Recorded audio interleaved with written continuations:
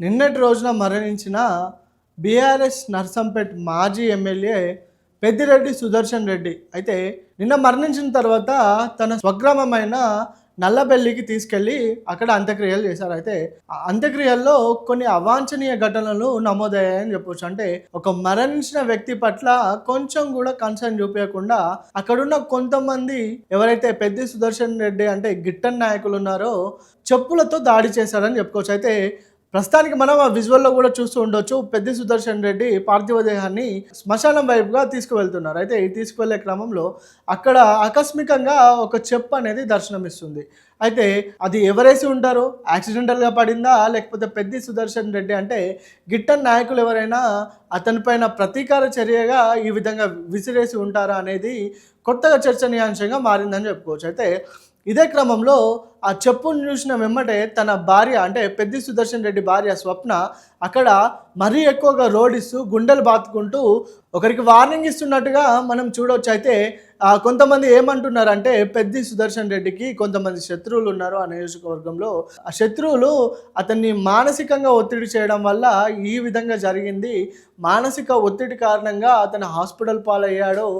అదే టెన్షన్ తీసుకొని అతను మరణించి ఉంటాడని కొంతమంది పలుకుతున్నారు. అయితే గతంలో కూడా పెద్ది సుదర్శన్ రెడ్డికి ఎటువంటి చెడు అలవాట్లు లేవు. అయితే ఇదే క్రమంలో ఆరోగ్యం బాగాలేకపోవడం, ఆకస్మికంగా గుండెపోటు రావడం, ఆ గుండెపోటు రావడంతో వరంగల్ హాస్పిటల్కి తీసుకెళ్లారు.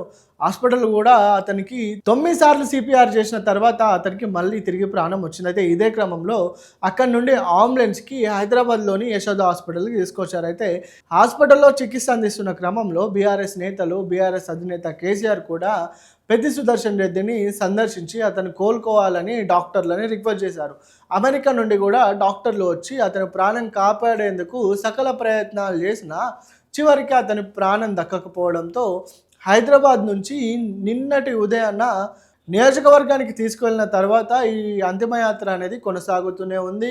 పార్టీ నేతలు, బీఆర్ఎస్ అభిమానులు కొంతమంది చూడడానికి వచ్చినప్పుడు ఒక గంట అతన్ని అక్కడ సమీపంలో ఉండే ఒక ప్రాంతంలో ఆ పార్థివ దేహాన్ని సందర్శన నిమిత్తమై అక్కడ ఉంచారు. అయితే ఇదే క్రమంలో ఏదైతే పెద్ది సుదర్శన్ రెడ్డికి నిజంగా మానసిక ఒత్తిడి అనేది ఉందా, ఆ నియోజకవర్గంలో శత్రువులు అతనిపై కక్షగట్టారా, పెద్ది సుదర్శన్ రెడ్డి మరణం వెనుక మరి ఇంకేమైనా కారణాలు ఉన్నాయా, ఏదేమైనా చెప్పాలి అనుకుంటే ఈ అంతిమయాత్రలో ఆకస్మికంగా వచ్చిన చెప్పు ఇప్పుడు ఒక సెన్సేషన్ని సృష్టించిందని చెప్పుకోవచ్చు. అయితే పెద్ది సుదర్శన్ రెడ్డి భార్య ఏ విధంగా ఏడుస్తుందో మనం విజువల్స్లో కూడా చూస్తూనే ఉన్నాం.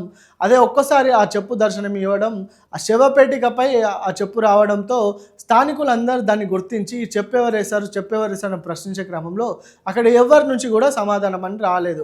అయితే ఆకస్మికంగా పెద్ది సుదర్శన్ రెడ్డి భార్య ఒకవైపు చూసుకుంటూ గుండెలు బాదుకుంటూ నా మొగుడిని చంపేశారు, మీ వల్లే ఆయనకి మరణం వచ్చిందన్నట్లు మాట్లాడుతున్నట్లు మనం చూస్తున్నాం. పెద్ది సుదర్శన్ రెడ్డి భర్త మరణించిన తర్వాత మరి బీఆర్ఎస్ క్యాడర్ ఏ విధంగా వెళ్ళనుంది అంటే మాజీ బీఆర్ఎస్ ఎమ్మెల్యే పెద్ది సుదర్శన్ రెడ్డి మరణించారు. మరి ఇప్పుడు అక్కడ బీఆర్ఎస్ క్యాడర్ ఎవరిని నిర్మిస్తుంది? మరి నర్సంపేట నియోజకవర్గంలో గట్టిగా నిలబడే బీఆర్ఎస్ అభ్యర్థి ఎవరని నర్సంపేట బీఆర్ఎస్ అభిమానులు, అదేవిధంగా తెలంగాణలోని బీఆర్ఎస్ కొంతమంది నేతలు ఆలోచిస్తున్నారు. అయితే ఇదే క్రమంలో పెద్ది సుదర్శన్ రెడ్డి భార్యను పెట్టాలని కంప్లీట్ మద్దతు పెద్ది సుదర్శన్ రెడ్డి భార్య అయిన స్వప్నకి ఇస్తున్నారు.